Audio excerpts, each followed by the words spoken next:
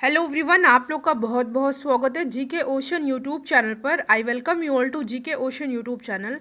देखिए, आज के इस पर्टिकुलर वीडियो सेशन में हम लोग साइंस की सीरीज़ को आगे बढ़ाते हुए मोस्ट इम्पॉर्टेंट 15 क्वेश्चन को डिस्कस करने वाले हैं, जो कि आपके आने वाले एग्जाम के लिए इम्पॉर्टेंट है। देखिए, क्वेश्चन बहुत ही सेलेक्टेड इंक्लूड किया गया है, सभी क्वेश्चन इंपॉर्टेंट हैं और कुछ क्वेश्चन ऐसे हैं जो कि एग्जाम में आए हुए हैं।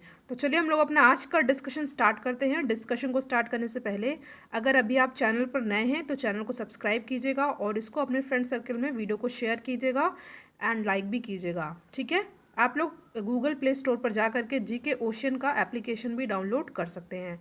तो आज का हमारा पहला क्वेश्चन है, विषाणु संक्रमित कर सकते हैं जीवाणुओं को, कवकों को, पादपों को। इनमें से आपको सही उत्तर बताना है। ठीक है, तो देखिए यहाँ पे हमारा सही आंसर रहेगा विषाणु संक्रमित कर सकते हैं जीवाणुओं को भी, कवकों को भी और पादप को भी।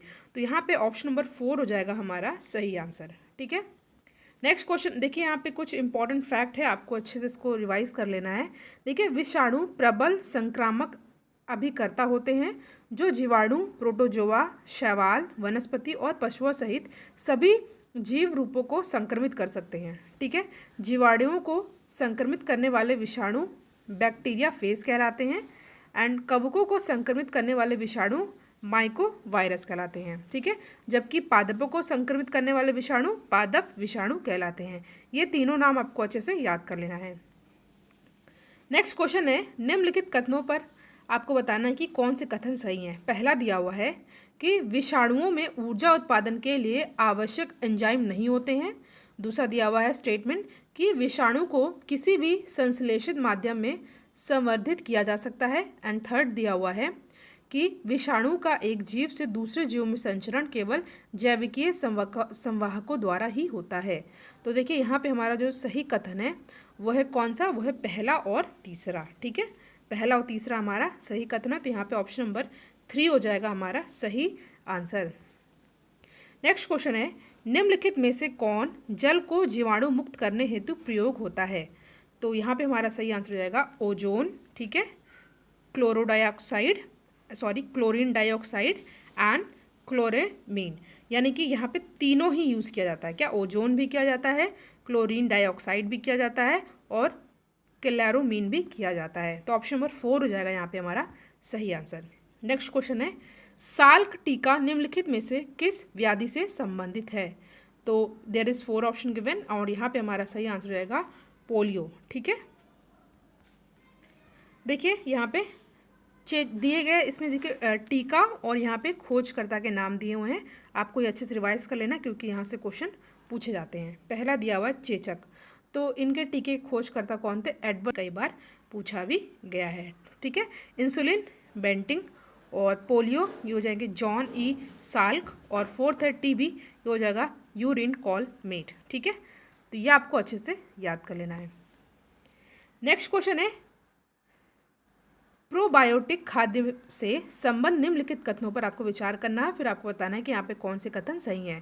पहला दिया हुआ है, प्रोबायोटिक खाद्य में सजीव दीवार विद्यमान होते हैं जो मानव के लिए लाभकारी हो जाते हैं और प्रोबायोटिक खाद्य अंतर्फ्लोरा के अनुरक्षण में सहायक देता है। तो देखिए यहाँ पे जो हमारा सही आंसर रहेगा, पहला और दूसरा दोनों ही यहाँ पे हमारा कथन सही है। आपको अच्छे से देखिए, आज के क्वेश्चन का लेवल थोड़ा हाई है, तो आपको अच्छे से सभी क्वेश्चन को रिवाइज कर लेना है, याद कर लेना है और पहले की वीडियो को भी आपको अच्छे से देख करके क्वेश्चन को लर्न कर लेना है। नेक्स्ट क्वेश्चन है, निम्नलिखित में से कौन सा सूक्ष्म जीव उर्वरक के रूप में प्रयोग होता है। तो होता है ये साइनोबैक्टीरिया और ध्यान दीजिएगा ये क्वेश्चन एग्जाम में कई बार पूछा गया है। ठीक है, यहाँ से आपको कुछ इंपॉर्टेंट फैक्ट अच्छे से रिवाइज कर लेने हैं। पहला क्या दिया हुआ है, देखिए साइनोबैक्टीरिया या नील हरित शैवाल एक जीवाणु फाइलम होता है और जिसका उपयोग जैविक खाद्य की तरह होता है। सेकंड है कि साइनोबैक्टीरिया वायुमंडलीय नाइट्रोजन का यौगिकीकरण कर फसल को आंशिक मात्रा में नाइट्रोजन की पूर्ति करता है, इंपॉर्टेंट है ये।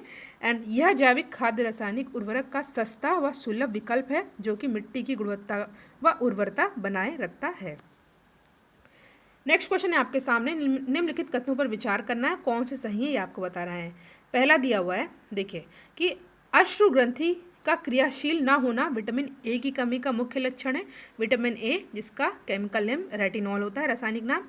पहला कथन ये दिया हुआ है। दूसरा कथन दिया हुआ है कि विटामिन B1 की कमी अपाचन तथा हृदय अपवृद्धि का कारण हो सकती है। तीसरा दिया हुआ विटामिन C की कमी मांसपेशियों में पीड़ा का कारण हो सकती है। चौथा दिया हुआ विटामिन D की कमी मूत्र में Ca++ के अधिक क्षरण का कारण होते हैं। देखिए यहाँ पे सभी कथन हमारे सही हैं, ठीक है। 1 2 3 4 सभी कथन हमारे यहाँ पे सही है, ठीक है। विटामिन C का केमिकल नेम होता है एस्कॉर्बिक एसिड। विटामिन D का केमिकल नेम होता है कैल्सिफेरॉल।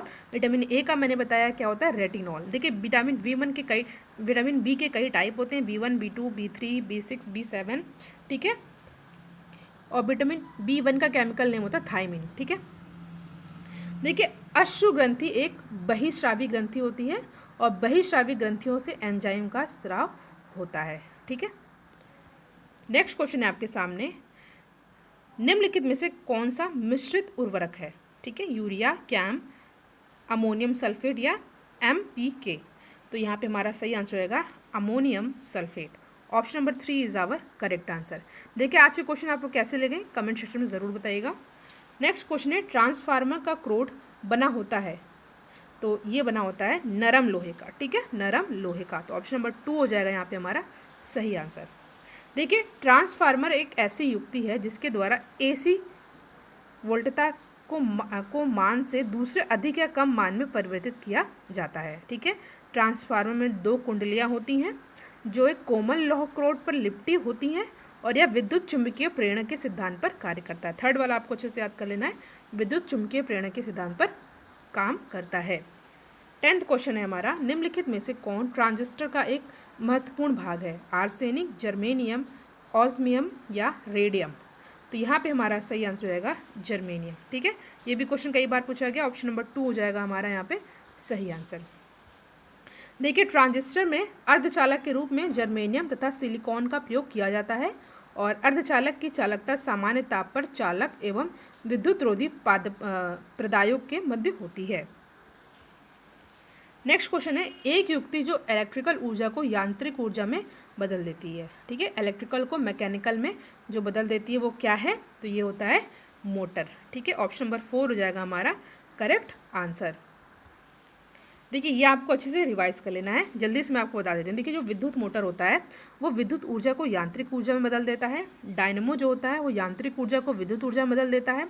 मोमबत्ती जो होती है वो रासायनिक ऊर्जा को प्रकाश एवं ऊष्मा ऊर्जा में बदल देती है और माइक्रोफोन ध्वनि ऊर्जा को विद्युत ऊर्जा में बदल देता है और विद्युत सेल रासायनिक ऊर्जा को विद्युत ऊर्जा में, एंड सितार जो होता है वो यांत्रिक ऊर्जा को ध्वनि ऊर्जा में कन्वर्ट कर देता है।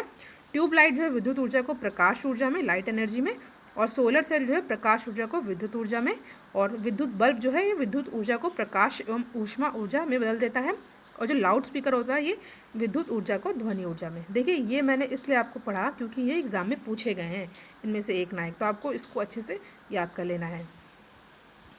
नेक्स्ट क्वेश्चन है, आँख के किस भाग में अंत बिंदु तथा पीत बिंदु पाए जाते हैं, ठीक है। आपके सामने आप 4 ऑप्शन दे रखा है और यहाँ पे हमारा सही आंसर होगा दृष्टिपटल, ठीक है। देखिए एक्स किरणें के बारे में आपको दिया हुआ है, एक्स किरणें क्या होती हैं। देखिए मैं इसका डायरेक्ट आंसर आपको बता देती हूँ। देखिए एक्स किरणें ये विद्युत क्षेत्र की चुंबकीय क्षेत्र द्वारा विक्षेपित नहीं होती हैं, ठीक है। ऑप्शन नंबर 4 हो जाएगा यहाँ पे हमारा सही आंसर। देखिए रेडियो सक्रिय पदार्थों से निकलने वाली अदृश्य किरणों को रेडियो सक्रिय किरणें कहते हैं, जैसे अल्फा, बीटा एंड गामा, ठीक है। और एक्स किरणों की खोज W.K. रोएट्जेन ने की थी। ये आपको थर्ड वाला अच्छे से याद कर लेना है, एग्जाम में पूछा गया है।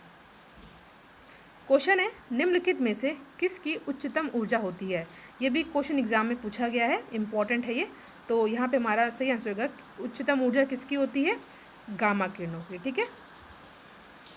15th क्वेश्चन है, आज का लास्ट क्वेश्चन है, ताप बढ़ने के साथ द्रव की श्यानता क्या होती है, ये घटती है, ठीक है, घटती है। ऑप्शन नंबर 2 हो जाएगा यहाँ पे हमारा सही आंसर। देखिए श्यानता तरल का वह गुण है जिसके कारण तरल की विभिन्न परतों के मध्य आपेक्षिक गति का विरोध होता है, और श्यानता केवल द्रव और गैसों का गुण है। ये आपको बहुत अच्छे से याद कर लेना है। देखिए यहाँ पे हमने साइंस से कुछ बहुत ही इंपॉर्टेंट 15 क्वेश्चन को डिस्कस किया है जो कि आपके एग्जाम के लिए बहुत ही ज़्यादा इंपॉर्टेंट है। साइंस के और भी वीडियो चैनल पर ऑलरेडी अपलोडेड हैं, आप उन वीडियोस को ज़रूर देखिएगा। उनकी प्लेलिस्ट बनी हुई है, साथ साथ GK and reasoning and maths की भी प्लेलिस्ट बनी हुई है, तो आप उन वीडियोज़ को ज़रूर देखिएगा। तो ये आज के हमारे कुछ इंपॉर्टेंट 15 क्वेश्चन थे। Thank you so much for watching. इसका नेक्स्ट पार्ट चैनल पर जल्दी ही अपलोड होगा और वीकली करंट अफेयर का नेक्स्ट पार्ट आज शाम तक अपलोड हो जाएगा। तो thank you so much for watching. Video को आप लोग लाइक एंड शेयर भी कीजिएगा। Thank you.